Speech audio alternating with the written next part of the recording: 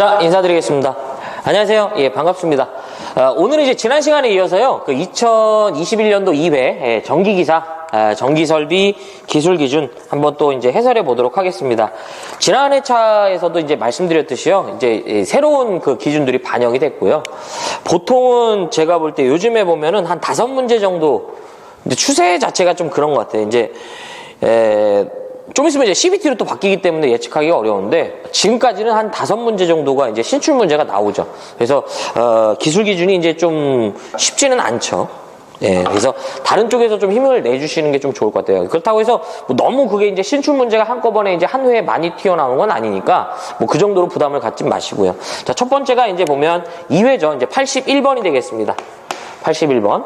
지중전선로의 직접 매설식에 의하여 그 차량 기타 중량물의 압력의 그 이제 우려가 이제 있는 장소에 시설할 경우 매설 깊이는 몇 메타 이상으로 하는가. 요건 이제 그 지중전선로의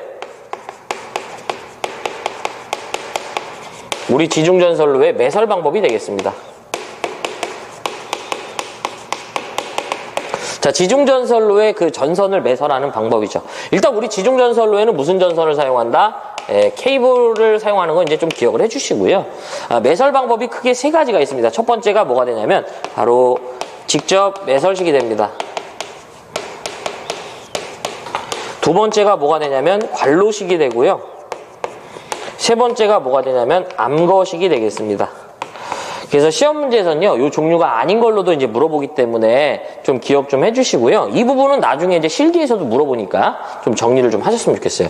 자, 직접 매설식 같은 경우에는요, 특이사항이 뭐냐면, 여기서 이제 먼저 특이사항을 먼저 말씀드리고 매설하는 그 방법을 좀 말씀드릴게요. 직접 매설식은 그 매설코자 하는 그런 장소 자체가요, 차량이나 중량물의 압력의 우려가 있는 장소예요, 있는 장소. 이때 얘를 매설돼야 되는 최소 이제 매설 깊이가 바로 뭐가 되냐면 1m 이상이 됩니다. 요게 이제 여러분들 개정이 돼 갖고요. 원래 개정 전에는 1.2m였다가 개정이 되면서 1m로 개정됐습니다. 그 다음에 그 대상이 이제 기타의 장소다. 그 사항들을 제외하는 장소죠. 이때 매설 깊이는 뭐가 된다? 바로 0.6m가 되겠습니다. 원래는 개정 전에는요, 차량이나 중량물의 압력의 우려가 없는 장소다 이제 이렇게 했는데, 이 부분이 이제 그냥 기타로 표현이 됐어요. 얘는 이제 매설 방법이 어떻게 되는 거냐면, 우리가 땅을, 구덩이를 이제 이런 식으로 파 제끼고요. 여기에다가 콘크리트 트라프라는 별도의 시설물을 준 다음에, 여기에다가 우리가 케이블을 이런 식으로 입선한 타입이 되겠습니다. 그래서 여기에 우리가 이제 다시 모래를 되메었다라고 보시면 돼요. 그래서 요 매설 깊이를 얘기하는 거예요. 그 다음에 관로식 같은 경우에는요, 기본적으로 얘도 2가지로 쪼개지는데요. 예, 기본적으로 이제 1m 이상을 매설한다고 보시면 됩니다. 다만 그 장소가 어떤 차량이나 중량물에 압력의 우려가 없는 거죠. 없는 경우라면 이제 0.6m가 되고요. 요 놈 같은 경우에는요, 좀 특이한 게, 이제 매설을 할 때, 요렇게 이제 똑같이 매설을 하는데요. 요 놈은 이제 여기다가 이제 그 관을 매설하는 거죠. 이제 여기에다가 전선을 요렇게 입선한 타입이 되겠습니다. 요렇게. 그래서 여기다가 우리가, 되메우기를 한 거고요. 그래서 직접 매설식 관로식이 되고요. 암거식은 별도로 더 물어보는 건 없고, 지하에 대규모 구조물을 이제 터널을 뚫어버려 갖고요, 벽면에다 케이블 거치대 만드는 거예요. 그래서 벽면에 케이블을 집중적으로 이제 운용한다고 보시면 돼요. 그러면서 사람이 요 사이를 왔다 갔다 한다고 보시면 돼요. 그래서 이제 지나다니면서 이제 벽면 이제 이렇게 우리가 이제 감시하는 거죠. 그래서 보통은 2회선 이하, 2회선에서 9회선 이하, 9회선 초과면 이제 암거식이 되는데, 뭐 그런 부분은 이제 시험과는 연관성은 없고요. 지금 문제에서는 뭘 물어본 거냐면 바로 직접 매설식이고요. 그 다음에 차량이나 중량물의 압력의 우려가 있는 장소니까 바로 뭐가 된다? 1.2m가 되겠습니다. 그래서 정답은 몇 번이냐면 바로 2번으로 볼 수 있고요. 여기다 추가적으로 하나 더 물어볼 수 있는 게 뭐냐면, 이 직접 매설식은 뭘 설치해야 되냐면 이 콘크리트 트러프라는 것을 별도의 이제 트러프를 시설해야 되는데, 이 트러플을 생략하고 바로 부설한다고 그래요. 트러플을 생략하고 바로 부설할 수 있는데 그게 바로 뭐냐면 콤바인 덕트 케이블. 우리가 무슨 케이블을 사용하냐면 콤바인 덕트 케이블이라는 걸 사용하면 바로 어떻게 한다?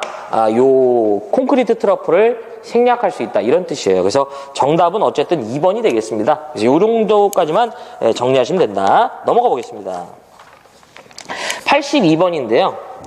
돌침, 수평도체, 메시도체 그 요소 중 한 가지를 조합한 타입인데, 이제 요건 이제 그 외부 피레 시스템을 얘기하고요. 이 부분도 사실은 이제 처음 나오는 부분이죠.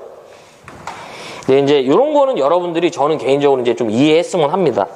그래서 우리가 피레침을 얘기하는 건데, 82번이죠. 일단 이제 요번에 처음 나온 개념이 되니까요. 세모를 두는데요. 수레부 시스템의 종류를 말해요. 지금 말씀드린 게 수레부 시스템의 종류를 말하는데, 그래서 첫 번째가 돌침 방식이나 두 번째가 수평도체,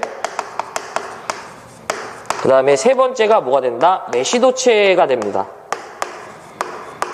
이것은 이제 수레부 시스템을 말하는데요. 이 자체를 좀 이해했으면 좋겠어요. 우리가 여러분들 이제 특정 건물이 있으면요. 이 건물에 보면 건물의 상단에요. 우리가 이 건물의 상단에 뭐가 있다? 바로 요 닭발이 있죠. 닭발. 이 닭발이 바로 뭐예요?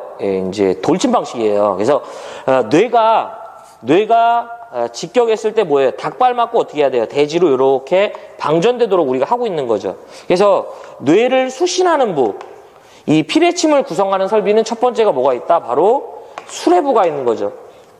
뇌를 받는 부죠. 그 다음에 이 수레부와 대지를 연결하는 이 부분을 바로 인하도선이라고 하고요. 그 다음에 바로 이 접지가 되는 이 접지 부분을 접지 시스템이다. 요 정도는 이제 여러분들이 그래도 같이 좀 기억을 하셨으면 좋겠어요. 그래서 수레부 시스템을 말하고요. 그래서 정답은 2번이 되겠습니다. 어쨌든 요 부분은 또 나올 수 있다라고 저는 생각합니다. 요런 거는. 자, 그 다음에 83번 보겠습니다. 지중전선로의 지중함의 시설 기준이죠.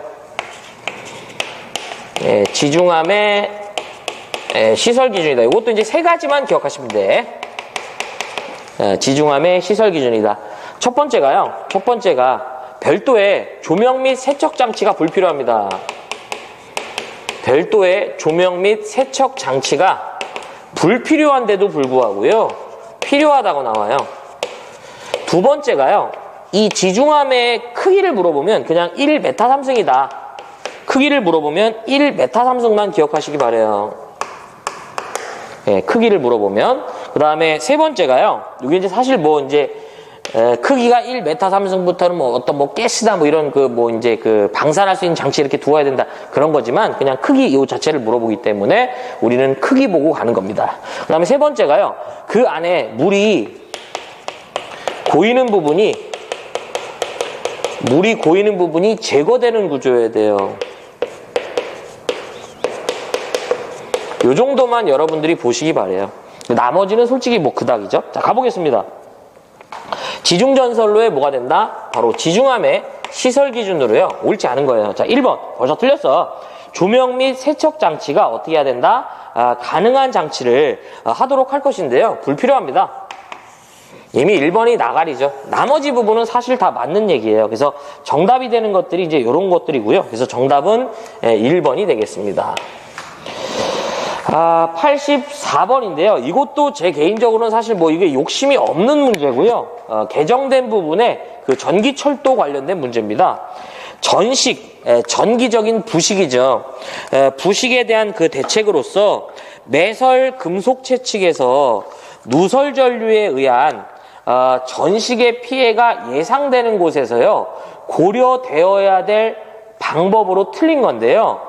1번, 2번, 4번은 맞는 얘기인데 3번은 변전소 간의 간격을 축소하는 것도 역시 전기적인 부식에 대한 방지책은 맞는 거지만 얘는 우리가 이 전기 철도 측에서 이제 그 고려할 수 있는 방법. 이게 요게 이제 그 전식 방지 대책이 타입을 보면 가번과 나번으로 나와 있죠. 그래서 전기 철도 측에서 취할 수 있는 방법이랑 그 다음에 매설 금속체 측에서 취할 수 있는 방법. 요게 이제 나눠지죠. 그래서 변전소 간의 간격을 축소하는 것은요, 매설 금속체 그 이제 측에서 해설을, 그러니까 이제 이 해야 될 대책이 아니고요.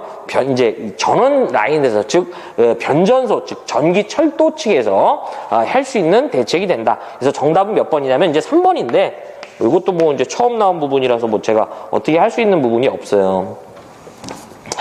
자, 그 다음에 이제 85번, 이제 우리 주로 이제 그 레일 본드를 이제 시공을 하고 이제 그런 건데, 자, 85번. 일반 주택에서 저하 목내 배선을 이제 그 다음과 같이 시설했을 때 적합하지 않은 거예요. 요거는 사실은 누구를 겨냥한 문제냐면, 좀 지워볼게요. 합성수지관을 겨냥한 문제입니다. 자, 이제 좀 지워보자.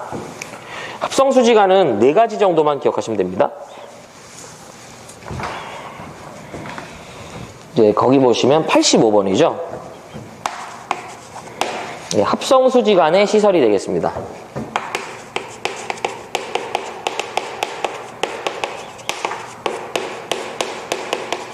자, 합성수지관의 시설이다.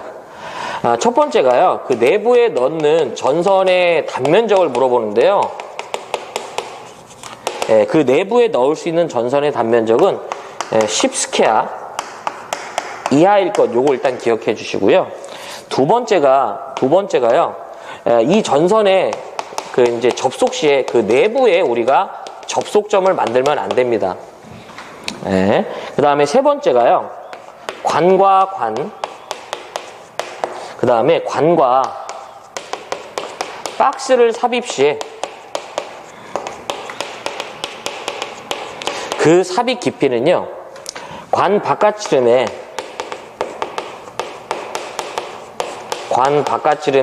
우리가 1.2배 이상 삽입하고요. 만약에 접착제라는 걸, 본드 발라주는 거예요. 단 접착제라는 걸 0.8배가 되겠습니다. 그래서 우리가 이제 합성수지관과 그 다음에 합성수지관을 이렇게 이제 연결을 할 때는요, 그냥 연결하는 게 아니라 여기다 이제 커플링을 댑니다. 네. 그래서 요 삽입 깊이가 바로 여기, 요걸 이제 D라고 했을 때, 이제 L이라고 할게, L. 그 다음에 이제 관지름이 이제 D라고 했을 때, 삽입되는 길이는 1.2D 이상 나와야 된다. 이제 이런 뜻이고요. 접착제라는 건 여기 이제 본드 발라준다면 0.8배 이상 이렇게 된다라고 보시면 돼요. 그 다음에 네 번째가, 관의 지지점 간의 거리죠. 관 지지점 간의 거리는 1.5m 이하마다 지지해야 됩니다. 그러니까 우리가 이 관을 지지할 때 이런 새들이라는 걸 사용하죠. 새들과 새들 사이의 간격을 말하고요. 요 간격이 얼마가 돼야 된다? 1.5m 이하가 돼야 됩니다. 그래서 정답은 몇 번이냐면, 여기서 이미 정답이 나와요. 뭐냐면, 일반 주택의 저하 목내 배선을 시설했을 때 다음과 같은 경우는 이제 틀린 거예요. 이 문제는 여러 번 나왔습니다. 1번, 합성수지관의 그 이제 지지점 간 거리가 2m가 아니라 뭐예요? 이제 합성수지관의 경우요, 관 지지점 간 거리는 2m는 아니고요, 이제 1.5m가 됩니다. 그 다음에 이제 합성수지관 내부에 그 이제 전선의 접속점 없어야 되고요. 맞는 얘기고, 금속관 공사는 이제 5개용 비닐 절연전선을 제외한 절연전선 써야 됩니다. 목내배선. 그 다음에 네 번째, 인입구에 가까운 곳에 쉽게 개폐할 수 있는 개폐기를 각극에 설치해 주는 거 다 맞는 얘기예요. 그래서 요 정도만 정리하시면요, 뭐 합성수지관은 뭐 더 이상 그닥입니다. 그래서 85번은 정답이 그래서 몇 번이다? 1번이 되겠습니다. 그 다음에 이제 86번이죠. 이것도, 이제 새로 나온 부분이에요. 아무튼, 좀 개정이 돼 갖고요. 기술 기준 좀 이제 어려웠죠. 새로 나온 문제예요. 하나에 또는 복합돼서 시설돼야 되는 그 접지극의 그 방법으로 그 이제 틀린 건데요. 다 맞는 얘기인데, 여기서 틀린 게 뭐냐면, 4번에 보면, 대지에 매설된 강화, 그 콘크리트 용접된 금속 보강재라고 하는데요. 대지에 매설된 철근 콘크리트의 용접용 금속 보강제는 가능하지만 강화 콘크리트는 제외한다라고 되어 있기 때문에 이 문제는 어려운 문제예요. 솔직히. 예.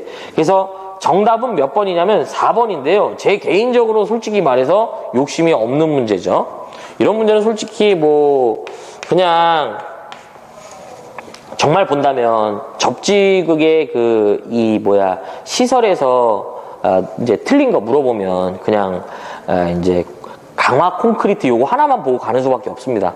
지금은. 예, 그래서 어쨌든 정답은 이제 이 4번이 되고요. 자, 87번 보겠습니다. 사용 전압이 15만 4천 볼트인 전선로에 제1종 특고압 보완공사를 시사했을 때 경동연선의 굵기죠. 예, 요것도 제가 한번 정리를 좀 해볼게요. 은근히 보면은 1종 특고압 보완공사 시에 그 전선의 단면적이 잘 나오더라고요. 근데 이제 요거 말고도 좀 출제되는 부분이 있으니까 한꺼번에 죄다 좀 정리합시다. 몇 번이냐면 87번이 되겠습니다. 보안공사와 관련된 내용이고요. 먼저 좀 정리를 좀 해볼게요. 뭐 조건이라고 해보겠습니다. 조건. 뭐 항목이죠. 보안공사 이제 첫 번째가 무슨 보안공사가 있냐면 저고압 보안공사 있고요. 그 다음에 제1종 특고압 보안공사 있고, 그 다음에 제2종 특고압 보안공사 있고, 그 다음에 제3종 특고압 보안공사 있습니다. 먼저 이제 얘네들에서 이제 출제되는 부분은 이제 보안공사는 어떤 군사적 안보, 기밀 이런 건 아니고요. 그냥 좀 더 보완하는 공사야. 그래서 저고압 보안공사는 출제되는 부분이 어떨 때 이들을 적용하니 이런 게 아니고요. 전선의 굵기를 물어봐. 그래서 400V 이하의 저압 보완공사에서는 최소 얼마 이상의 전선을 사용하니가 시험 문제고요. 바로 4mm 이상의 전선을 사용해주면 되고요. 저 다음에 400V를 초과하는 고압까지라면 범위가 이렇게 된다면 전선의 굵기는 5mm가 되겠습니다. 자, 제1종 특고압 보완공사는 어떨 때 적용하니를 물어보는 거죠. 먼저 1종 특고압 보완공사는 기본적으로 전압이 35kV를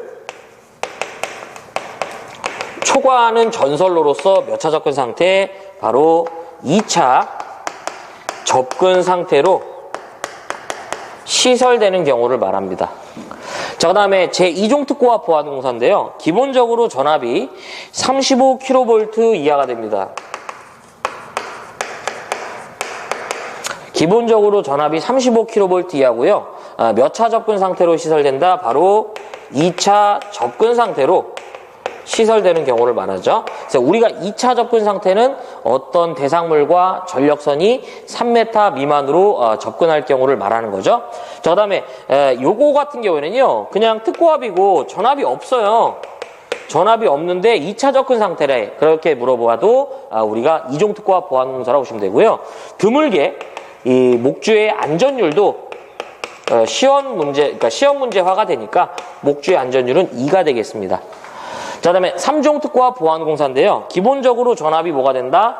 35kV 이하의 것으로서 바로 몇 차 접근 상태냐면 1차 접근 상태가 되겠습니다. 역시 전압이 주어지질 않은 상태에서 그냥 특고압이고 1차 접근 상태라고 나오면 3종 특고압 보완공사라고 보시면 되겠습니다. 자, 그다음 여기서 이제 추가적으로 나올 수 있는 부분이 이들의 이제 경관을 물어볼 수 있거든요. 그래서 목주나 A종, B종, 그 다음에 뭐가 된다? 철탑이라는 부분이 되겠습니다. 그래서 여기서 A종과 B종은 철주나 철근 콘크리트주를 말해요. 그래서 목주나 A종 철주 또는 A종 철근 콘크리트주를 사용했을 때 이때의 경관은 얼마가 되냐면 바로 100m 이하가 돼야 됩니다. 다만 제1종 특고압 보완공사에서는 이들을 사용할 수 없어요. 자, 그다음 B종 지지물은 150, 그 다음에 200이 되겠습니다. 그 다음에 철탑은 얼마가 되냐면 400m 이하가 됩니다. 그래서 이 정도로만 정리하시면 되고요. 문제에서 제가 하나 말씀 안 드린 게 있는데 이게 표에다가 넣을 수가 없었어요. 근데 너무 비대해져 갖고 너무 표가 대지가 돼버리기 때문에 사실 이 문제가 나왔을 때 제가 좀 따로 좀 정리를 해드리죠. 일단은 먼저 표를 완성한 후에 그다음에 또 하나 더 말씀드릴게요.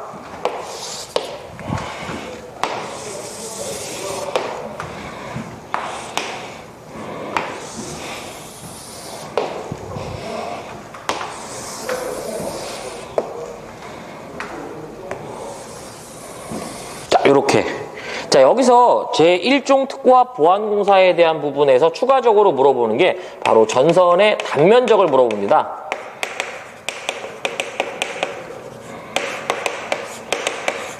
자, 제1종 특고합 보완공사 시의 그 전선의 단면적인데요. 자, 정리해드리는 것만 좀 기억해 주세요. 기본적으로 얘가 그 대상의 전압이 100kV 미만이면 우리가 전선의 굵기는 55스퀘어예요. 그 다음에 이제 300 미만이 되겠습니다. 이제 100 이상 300 미만이죠. 이제 이때는 150. 그 다음에 이제 300 이상은 200 스퀘어예요. 최근에 보면 잘 물어보니까 200 스퀘어. 그래서 사실 지금 보면 요거죠. 154 나왔으니까. 근데 여러분들 이제 기술 기준에서요. 154 전선의 굵기 물어보면 무조건 150이라고 보시면 돼. 그래서 어쨌든 문제가 다 있으니까 좀 정리를 좀 해주셨으면 좋겠어요. 그래서 87번의 정답 몇 번이다? 바로 3번으로 이렇게 선택할 수 있습니다. 자, 88번 보겠습니다. 다음 가로 안에 들어가야 될 내용으로 옳은 거죠. 일단은 이것도 좀 지워볼게요. 자, 지워보자. 거기 보시면 이제 뭐가 되냐면 좀 시간을 줄이려면 동일 지지물의 저압 가공전선과 고압 가공전선을 이제 이 시설하는 경우죠. 이때 고압 가공전선을 저압 가공전선에 기역에 하고죠. 기역에 하고 그 다음에 별개의 완급류에 이제 시설해야 되면서요. 고압 가공전선과 저압 가공전선의 그 이격거리를 니은으로 한다 이런 얘기죠. 요거는 이제 가공전선의 병행 설치가 됩니다. 예전엔 이거를 이제 개정 전에는요, 공가라고, 그러니까 공가가 아니라 이제 병가라고 불렀는데, 이제 개정이 되면서 병행 설치로 이제 바뀌었어요. 이것도 제가 이제 그림으로서 좀 정리를 해드릴게요. 88번은 가공전선의 병행 설치가 됩니다. 자, 이건 무슨 얘기냐면, 이렇게 하나의 동일한 지지물에다가 이렇게 하나의 동일한 지지물에다가 가공전선과 가공전선, 전기선과 전기선 설치했다 이런 얘기예요. 그래서 이렇게 전기선과 전기선을 이렇게 설치한 겁니다. 예. 그럼 먼저 첫 번째가요. 이 부분을 하기 전에 이제 또 조건이 있어요. 이렇게 될 때 제한전압이 100kV 미만입니다.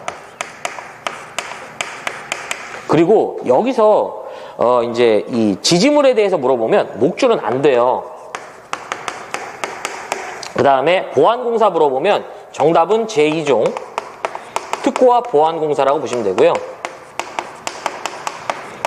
그 다음에 이제 전선의 굵기 물어보면 50스퀘어가 정답이다 이렇게 기억하시면 돼.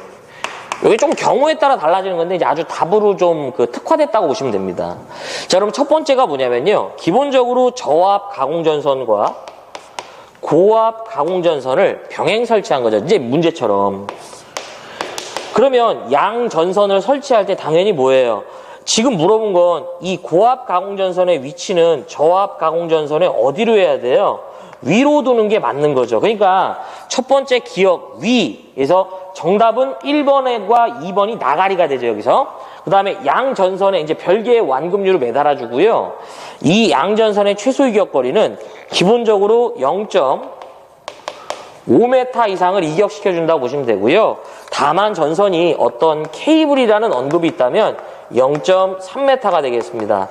그래서 정답은 지금 문제에서는 뭘 물어본 거냐면 위로 설치한 다음에 0.5 요게 되는 거죠. 그래서 정답이 몇 번이냐면 3번이 되는데요. 추가적으로 나오는 부분을 같이 한번 정리해 볼게요. 그 다음에 22,900V 가공전선과 저압 또는 고압선이 병행 설치되는 겁니다. 양 전선의 최소 이격거리는 조건이 없다면 1m 이상을 이격시켜주고요. 해당 전선이 누구라면 케이블이라면 0.5m 이상을 이격시켜주면 됩니다. 자, 그 다음에 대상의 전압이 35kV 이하가 됩니다. 자, 그리고 저압 또는 뭐가 된다? 고압이 되겠습니다. 이때 최소 이격거리는요 1.2m 이상을 이격시켜줍니다. 다만 전선이 누구일 때 케이블이라는 조건이 붙는 순간 0.5m가 되겠고요. 요거는 이제 요게 또 같습니다. 또 희한하게. 자, 그 다음에 기본적으로 35kV를 초과하면서 100kV 끝까지 미만이 된다 이런 얘기야. 이때는요 2m 이상을 이격시켜주고요. 해당 전선이 케이블이라면 1m가 되겠습니다. 이 정도로만 정리하시면 뭐 큰 문제가 없다라고 보네요. 그래서 정답은 그래서 일단은 이제 3번이 되겠습니다. 자, 89번이죠. 이것도 사실은 뭐 조금 뭐 본다면 가장 거리가 먼 게 딱 하나 보이긴 보이는데요. 본인이 이제 조금 판단해 주셔야 될 내용입니다. 전기설비 기술 기준에서 정한 그 안전에 대한 원칙인데요. 그 부분에 대해서 이제 틀린 건데 안전에 대한 얘기를 하지 않는 게 하나 있거든요. 첫 번째가 전기설비는 감전, 화재, 그 밖에 사람에게 위해를 주거나 물건에 손상을 줄 우려가 없도록 시설하는 게 맞고요. 안전에 대한 원칙이에요. 두 번째, 전기설비는 다른 전기설비, 그 밖에 그 물건에 대해서 전기적이나 자기적인 장애가 없어야 돼요. 맞는 얘기야. 그 다음에 4번, 전기설비는 이제 사용 목적이 적정하고요. 안전하게 작동돼야 되고 그 손상에 인해서 전기 공급에 지장이 없어야 되는 게 이게 다 맞는 얘기인데요. 3번은 안전 원칙이 아닙니다. 이게 안전에 대한 얘기를 하지 않죠. 이거는 전기설비는 경쟁과 어떤 새로운 기술 사업의 도입의 그 촉진으로서 전기 사업의 어떤 그 발전에 대한 부분을 얘기하죠. 그래서 가장 이제 거리가 먼 게 사실 89번은 3번인데 뭐 이 부분은 뭐 야 이거 그래도 뭐 이제 어떻게 알 수 있냐 이렇게 할 말은 없지만 1번, 2번, 4번이 죄다 안전과 관련된 부분을 얘기합니다. 그래서 89번의 정답은 3번이 되겠습니다. 자, 넘어가 보겠습니다. 자, 그다음에 90번 볼게요. 90번. 자, 프로덕트죠. 자, 이 90번. 예, 여기다, 이제, 요건 여기다 해도 될 것 같아요. 90번. 플루어덕트에 의한 저하복내 배선에서 연선을 사용하지 않아도 되는 그 전선의 단면적인데요. 이제 그 개정이 돼갖고 이 플루어덕트도 두 가지 정도만 제가 볼 때 뭐 이제 보시면 되겠습니다. 먼저 일단 얘도 이제 접지를 한다고 보시면 되고요.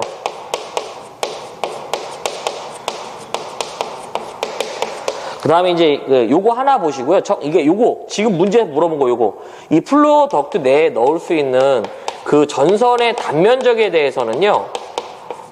전선의 단면적에 대해서는 10스퀘어 이하가 된다. 요거 하나만.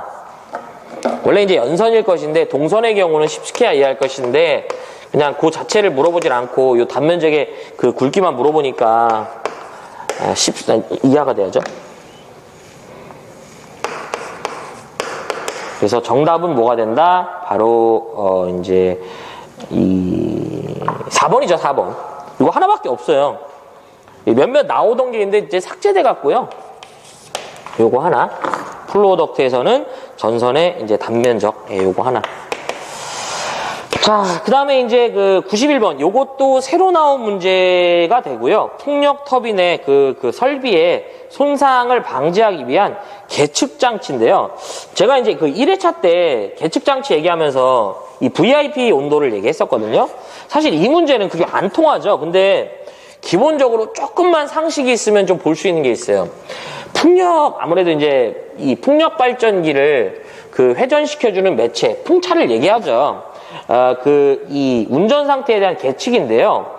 압력계, 온도계, 그리고 풍속계 다 맞는 얘기인데 솔직히 말해서 조도계는 뭐예요? 빛의 밝기를 측정하잖아. 그러니까 솔직히 생각해보면 풍력 발전이랑 빛의 밝기랑은 사실 큰 의미가 없죠. 그래서 91번은 이제 어쨌든 세모를 치지만 그 계측 장치로 틀린 게요. 조도계입니다. 조도계. 이 조도계는 조도를 측정하죠. 이제 빛의 밝기를 측정합니다.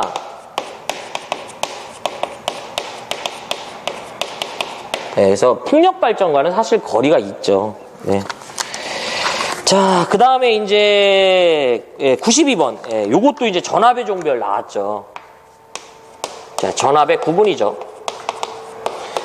한국전기설비 규정이 반영이 됨으로 인해서 이제 또 하나가 이제 그러니까 가장 큰 변화라고 해야 되나? 그래서 접지 부분도 접지 부분이지만 이 전압의 구분이 이제 변화했죠. 그래서 우리가 흔히 말해서 전압에 대해서는 이제 저압이라는 게 있고, 그 다음에 두 번째가 고압이라는 게 있고, 세 번째가 뭐가 있다? 특고압이라는 게 있죠. 그래서 저압이라는 것은 바로 교류에서는 개정 전에는 600V 이하였다가 우리가 이제 1kV 이하로 개정됐죠. 그래서 여러분들 이제 그 저압의 범위가 확대됐어요. 그 다음에 이제 직류에서는 이제 원래는 750이었다가요. 얘도 1.5kV 이하로 우리가 어떻게 됐다? 확대됐습니다. 그 다음에 이제 여기서부터는 이제 변한 건 없어요. 물론 이 부분의 수치가 변했죠. 얘네들을 초과하면서요. 얘네들을 초과하면서 바로 뭐가 된다? 7kV 이하가 되면 뭐가 된다? 고압이 되고요. 특고압 같은 경우에는 7kV를 초과하는 그 모든 것들에 대해서는 우리가 이제 특고압으로 구분하겠다. 그래서 한국전기설비 규정이 반영이 되면서 저압의 범위가 확대됐습니다. 외우실 때 이거 교촌치킨 기억하죠? 교촌치킨. 우리 교촌치킨인데 우리는 교천치킨이야. 그래서 교천치킨 여기다 500원 더 주면요 직류로 바꿔진다 이렇게 기억하셔요. 아니면 그냥 외우는 거야. 그래서 정답은 몇 번이 아니라 지금 전압의 종별에서 교류 600V는 어디에 해당하는가? 교류는 1kV 이하가 뭐예요? 저압으로 구분하기 때문에 92번의 정답은 1번이 맞죠. 그래서 정답은 1번이 되겠습니다. 자, 그 다음에 93번. 옥내배선 중에 반드시 절연전선을 사용하지 않아도 된대요. 이렇단 얘기는 뭐냐면 나전선을 시공하겠다 이런 얘기인데 93번에 보면 나전선에 시공 가능 공사라고 한번 좀 정리해 보겠습니다. 나전선의 시공 가능 공사다. 원래 원칙적으로요, 나전선을 이제 옥내에서 설치할 수 없는데 다음의 경우 그렇지 않은 거죠. 그래서 첫 번째가 애자를 이용한 공사입니다. 애자 공사. 두 번째가요, 버스덕트를 이용한 공사. 버스덕트 공사. 세 번째가 라이팅 덕트라는 것도 있고요. 그 외 네 번째 어떤 기구에 접촉되는 접촉전선도 나전선의 시공을 허용하겠다 이거야. 우리가 이제 여러분 생각해 보십시오. 차단기에다가 내가 전선을 연결할 때 어떻게 해요? 피복을 깐단 말이죠. 그 다음에 이렇게 이제 우리가 전선을 이렇게 접속시키잖아요. 그쵸? 네, 이런 부분도 이제 이건 사실 기술상 답도 없는 거죠. 그래서 거기 보면 옥내배선에서 반드시 절연전선을 사용하지 않는 경우죠. 그래서 요때 지금 보기에서 보면 2번에 보면 뭐가 있어요? 버스덕트가 있죠. 이게 이제 그 경우의 수는 두 가지예요. 나전선을 시설할 수 없는 경우와 지금 이 문제처럼 가능한 경우이기 때문에 이 부분을 모두 다 기억을 좀 해 주셔야 합니다. 그래서 93번의 정답은 뭐가 된다? 2번이 되겠습니다. 자, 시가지에 시설되는 그 가공전선에 대해서요, 이제 이 사용전압이 170kV 이하로서, 그 다음에 이제 전선이 수평 2 이상 있는 경우에 전선 사용한 간격이 4m 미만일 때 특고압 가공전선의 경관인데요. 이 문제도 되게 오랜만에 나온 문제예요, 사실. 자, 94번. 요건 제가 좀 이제 표로 좀 정리해 드릴게요. 이제 경관이 되겠습니다, 경관. 경관이라는 건 우리가 지지물과 지지물 사이에 떨어진 거리를 말하죠. 자, 여기서 먼저 종류가 되겠습니다. 종류. 그 다음에 표준 경관이 있고요. 그 다음에 이제 시가지 경관이 있다고 보시면 돼요. 표준 경관은 사실상 시가지 외라 보셔도 됩니다. 우리는 이제 아무 말이 없으면 시가지 외가 기준이야. 자, 지지물로서 제가 취급하고자 할 때 그 지지물의 종류가 목주나 A종 지지물 또는 B종 지지물, 그 다음에 이제 철탑이라는 지지물을 선택하였을 때 각각의 경관이 조금씩 달라집니다. 그래서 예, 그렇죠. 예. 자, 보자고요. 여기 이제 경우 문제가 이제 3회차 때 또 이제 요거 비슷한 문제가 있어서, 예. 자, 일단은 제가 이제 여기서 A종과 B종이라는 말씀드렸는데요. 이제 A종과 B종은 그 철주나 철근 콘크리트주를 말해요. 그래서 철주 A종, 철근 콘크리트주 A종, 그 다음에 철주 B종, 그 다음에 이제 철근 콘크리트 B종 있다고 보시면 됩니다. 자, 목주나 A종 지지물을 선택했을 때 이때 표준 경관은요, 150m 이하를 유지해야 됩니다. 얘가 이제 시가지로 들어오면요, 일단 시가지에서는 목주는 안 된다 기억하시면 됩니다. 그러면 A종 지지물에 한해서요, 요걸 2로 나눠봐요. 아무래도 좁아지겠지. 75m가 되겠습니다. 물론 이하고요. 자, B종 지지물에 대해서는 250m 이하가 됩니다. 자, 시가지로 들어오면요, 이거 그냥 이렇게 당겨. 그래서 뭐가 된다? 150m가 되고요. 자, 철탑의 경우 이제 시가지 외에서 표준 경관에서는 600m 이하가 되고요. 그 다음에 시가지에서는 요걸 더한 다음에 땡겨. 그냥 땡기지 말고. 그러면 150이랑 이제 250 더하면 뭐예요? 400m가 되겠지. 자, 근데 여기서 지금 이 문제처럼요, 철탑이 시가지로고요. 이제 이계연이고, 제가 하고자 하는 건 간격이 요거만 기억하면 돼. 4m 미만시, 요때는 얼마가 돼야 된다? 250m 이하를 유지해야 됩니다. 이게 무슨 얘기냐면, 우리가 여러분들 이제 철탑 이런 식으로 있죠.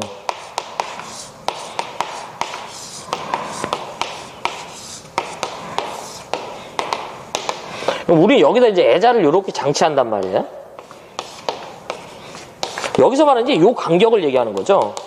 요 간격이 4m 미만이라면 얼마가 된다? 바로 250m 이하를 유지해야 된다. 그래서 정답은 몇 번이냐면, 이 문제의 정답은 우리가 바로 4번이 되겠습니다. 그래서 표에 어쨌든 표를 그렸으니 이 표를 완성해 보면 이런 표가 나오는 거죠. 철탑 먹고요. 야, 이거 뭐 간을 먹었네요. 1이 되죠? 자, 이렇게. 자, 그 다음에 이제 95번. 사용전압이 170kV 이하의 변압기를 시설하는 그 변전소로서, 기술원이 상주하여 그 감시하지는 않으나, 수시로 그 순회하는 경우에 기술원이 그 상주하는 이 장소에 경보장치를 하지 않아도 되는 경우인데요. 딱 보면 제일 좀 안전하다고 해야 되나? 뭐 그런 표현을 좀 말씀드리고 싶어요. 자, 일단 95번도 쉬운 문제는 아니에요. 특히 여기서도 또 함정이 좀 있습니다. 95번이죠. 뭐 세모를 좀 치면 옥내변전소에 화재가 발생한 경우 당연히 해야 됩니다. 제어 회로의 전압이 현저히 저하한 경우 해야 되고요. 4번에 여기서 솔직히 많이 요걸 선택했을 것 같아요. 뭐냐면 수소 냉각식 그 조상기에 대해서는 그 순도가, 우리 보통은 수소 냉각식 발전기 등의 시설에서 보면 우리가 이제 85% 이하 할 때 경보장치 하잖아요. 근데 이거 맞는 얘기예요. 근데 3번이 왜 틀렸냐면, 운전 조작이 필요한 차단기가 자동적으로 차단한 경우가 되는데, 재폐로죠. 우리가 재폐로는 뭐예요? 고장난 상태의 이제 고장난 어떤 그 구간을 잠깐 뭐예요? 개로시키는 거야. 그 다음에 일정 시간 후에 이제 사람이 투입하는 게 아니라 스스로 지가 다시 집어넣는 거죠.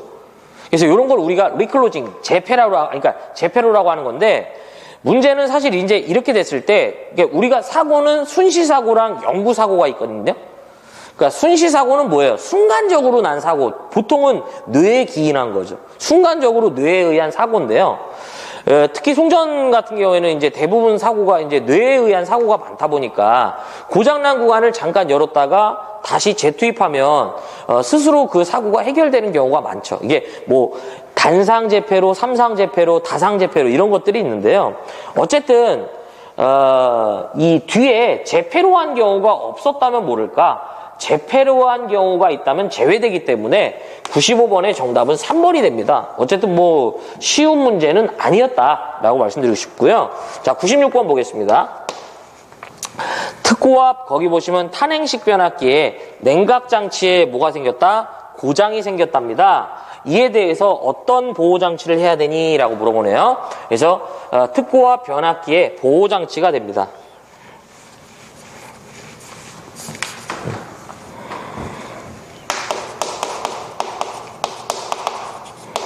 자, 우리 특고압용 변압기에 뭐가 된다? 보호장치가 되죠.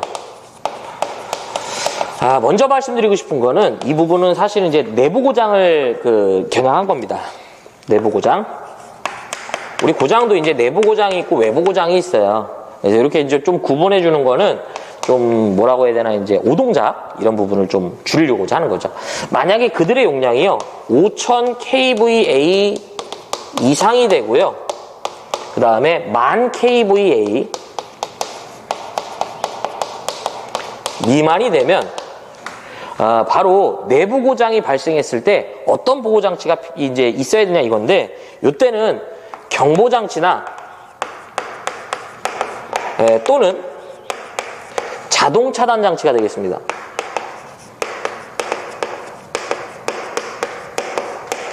그 다음에 두 번째가 이 용량이 10,000 kVA 이상이 되는 순간 바로 이때부터는요 내부 고장에 대해서는 경보 장치가 아니라 무조건 자동 차단 장치 계정기 있어야 된다 이런 얘기야. 그래서 자동 차단 장치만 설치합니다.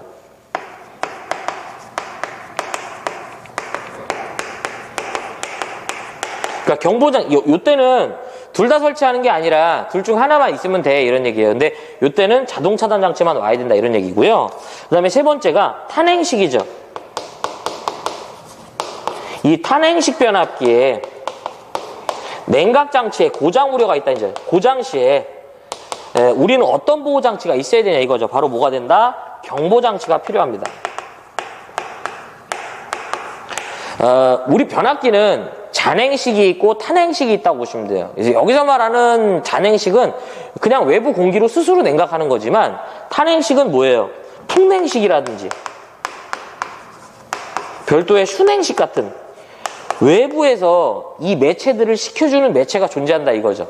그래서 이런 탄행식 변압기에 어떤 그 냉각장치의 고장이 발생했다면 우리는 어떤 보호장치가 요구된다? 바로 경보장치가 이제 있어야 된다 이런 얘기예요. 그래서 지금 문제에서는 바로 몇 번이냐면 이제 경보장치 1번이 되겠죠. 요거 물어본 거죠.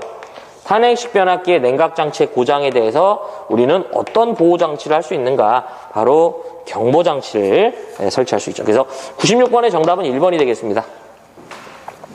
97번 특고압 가공전선로의 지지물로 사용하는 비종 철주나 비종 철근 콘크리트주 그 철탑의 종류에 대해서는 그 전선로의 지지물의 양쪽의 경관의 차가 큰 곳에 사용하는 거예요. 자, 이거 좀 지워볼게.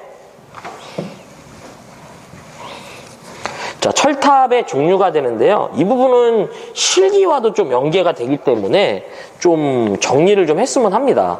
자, 90 몇 번이냐면 7번이죠. 철탑의 종류가 되겠습니다. 첫 번째가 우리 직선형 철탑이라고 그래요. 스트레이트 타워. 이때는 수평각도 몇 도 이하의 개소에 사용한다? 바로 3도 이하의 개소에서 사용한다고 보시면 돼요. 그 다음 두 번째가 바로 뭐가 되냐면 각도형이라는 게 있습니다. 각도형. 각도형은 수평각도 몇 도? 3도를 초과하는 개소에 사용합니다. 예. 정확히 따지면 3도 초과 20도 이하, 그 다음에 20도 초과 30도 이하짜리가 있는데 뭐 그런 부분까지 세세하게 물어보지 않고요. 세 번째가 인류형 철탑이라고 그래요. 이 인류형 철탑은 바로 인류한다만 기억하시면 되고요. 요 말이 중요해요. 요 놈은 사실은 이 철탑이 시작되는 그 타입의 요거 이제 D형 타워라고 하거든요. 철탑이 시작되고 끝나는 구간에 요 철탑이 설치가 되고요. 요 놈을 기점으로 뭐 수평각도 3도 이하면 직선형, 뭐 이제 요걸 이제 A형이라고 보고요. 그 다음에 각도형은 CD 타입이 있는데, 그러니까 그러니까 BC 타입이 있는 거죠. 이게 D 타입이면. 예. 그 다음에 네 번째가 바로 내장형이에요. 제일 많이 물어보는 게 사실 요철탑이고요. 이건 이제 첫 번째가 경관의 차가 큰 곳이에요. 지지물과 지지물 차가 큰 곳에 우리가 사용을 해주고요. 그 다음에 두 번째가 직선형 철탑이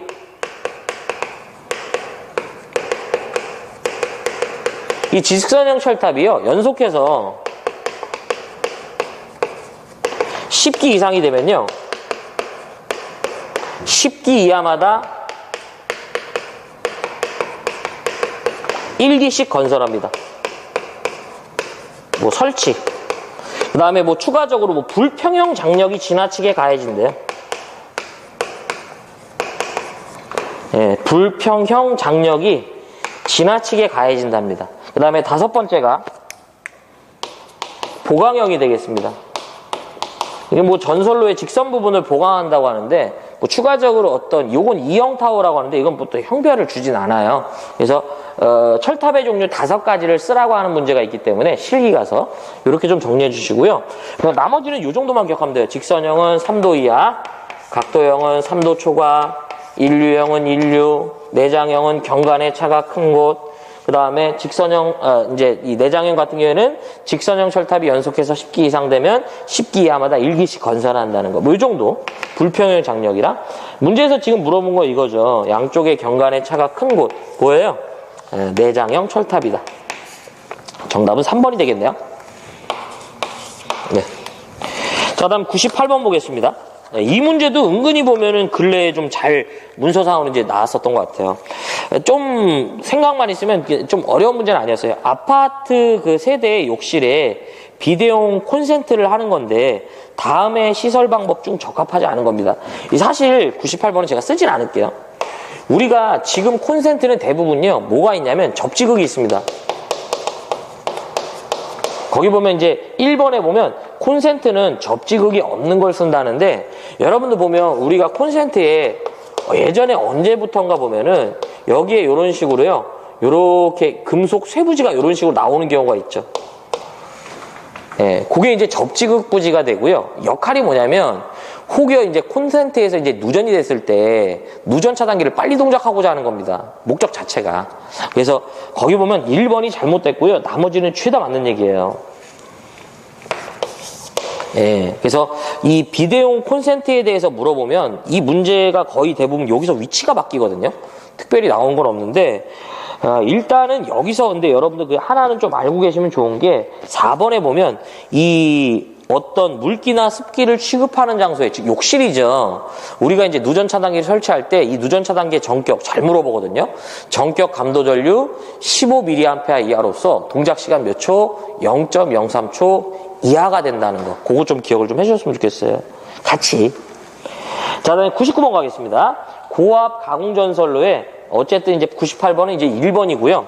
고압 가공전선로에 거기 보면 가공지선에 나 경동선을 사용하려면 지름 몇 미리 이상의 것을 사용해야 되는가라는 거죠.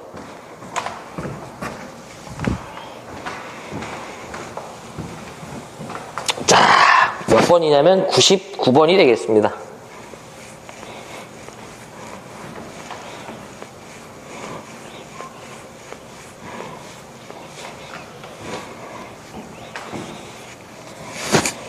거기 보시면 고압 가공전선로 이제 가공지선인데요. 99번은 이제 가공지선의 시설이 되겠습니다. 아유, 궁이 없어.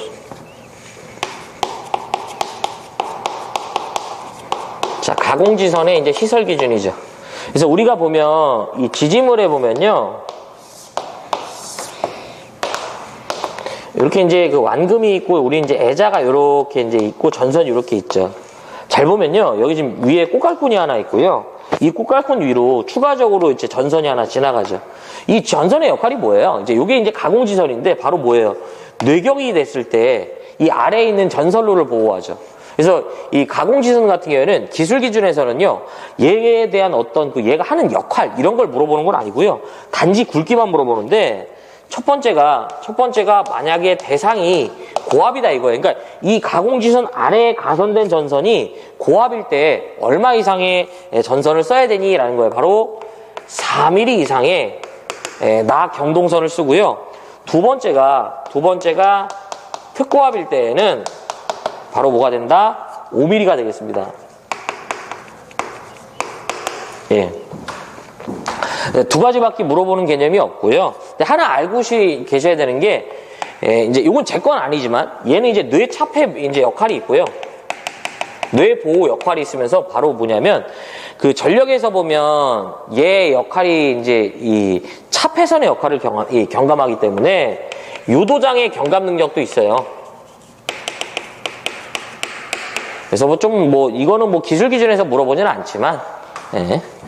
그래서 어쨌든 지금 문제에서 물어본 건 뭐예요? 바로 고압일 때 가공지선의 그 이제 굵기 물어본 거죠. 바로 얼마가 된다? 4mm가 되겠습니다. 그래서 정답은 3번이에요. 자, 마지막 라스트 100번이 되겠고요. 100번. 변전소에 주요 변압기의 그 계측 장치를 시설해야 될 때 그 측정해야 되는 대상이 아닌 거죠. 그래서 우리 기술 기준에서는요, 이제 새로운 문제들이 나와서 그렇지만 그냥 계측 장치는 이라고 물어보면 VIP 온도 기억하시면 돼. 아까 이제 그 조도계는 그래서 여기서 V는 뭐예요? 바로 전압계. I는 뭐가 된다? 전류계. P는 전력계. 온도는 뭐가 된다? 온도계가 되겠습니다. 그래서 전압계, 전류계, 전력계, 온도계가 되고요. 대상이 아닌 것은 이제 역률이죠. 그래서 정답은 뭐가 된다? 1번이 되겠습니다. 그래서 여기까지가 2021년도 이제 2회 전기기사 문제였는데요. 문제를 좀 이제 뭘 봐야 되고 뭘 버려야 될지 다시 한번 좀 결정을 해보면, 일단 81번이죠. 지중전선로의 매설 방법. 원래 원래 있었던 문제고 숫자가 개정이 됐기 때문에 이런 건 반드시 잡아야 됩니다. 실기에도 영향이 있기 때문에요. 정리해드린 거 꼭 봐주시고 넘어가겠습니다. 82번도요. 이게 이제 그 피레침을 구성하는 설비인데요. 수레부 인하도선 접지 시스템이라는 거. 개념은 좀 알고 있어야죠. 그래서 82번도 어쨌든 우리가 잡아주셨으면 하고요. 83번 지중전선로의 지중화면 시설 기준 해야죠. 세 가지 정리해드린 거. 84번은 사실 욕심 없어요. 자, 85번도 이제 합성 수지관에 대한 부분의 문제입니다. 여러 번 출제됐죠. 해야 돼요. 6번도 이제 본다면은 이제 강화 콘크리트 이거 하나만 보는 건데 이 부분도 욕심 없고. 87번 보안공사에 대한 얘기죠. 해야죠. 88번 병행 설치해야 됩니다. 89번도 이렇게만 했으면 이제 어쨌든 제가 할 말은 없지만 안전과 얘기를 하지 않는 게 하나 있고. 90번 플로어덕트 해야죠. 91번 이제 이 풍력 터빈에 대한 어떤 계측 장치인데요. 이것도 이제 새로 나온 그 분산형 전원에 대한 이제 문제이기 때문에 근데 이 조도계와 사실 풍력 터빈과는 관련이 없죠. 자, 92번 전압의 구분 해야죠. 93번 이제 나전선의 시공 가능 공사 해야 되고요. 94번도 이제 경관에 대한 부분 해야죠. 95번도 사실은 제가 욕심 없습니다 이거. 근데 재폐로라는 말이 빠져야 돼요. 96번 변압기 보호 장치 해야죠. 97번 철탑의 종류 해야 되고요. 그 다음에 98번도 역시 해야 됩니다. 그 다음에 99번도 이 가공지선의 굵기 해야 되고요. 100번도 이제 이 계측장치죠. 해주셔야겠죠. 그래서 여기까지가 2021년도 2회 전기기사, 전기설비 기술 기준 문제였습니다. 보통 보면은 제가 아까 말씀드린 세모쳐드린 게 한 5문제 정도 될 거예요. 그래서 이렇게 이제 출제된 거 이제 여러분도 한번 확인해 주시고요. 시청해 주셔서 고맙고 저는 3회차 때 이어서 뵙도록 하겠습니다. 자, 고생하셨습니다.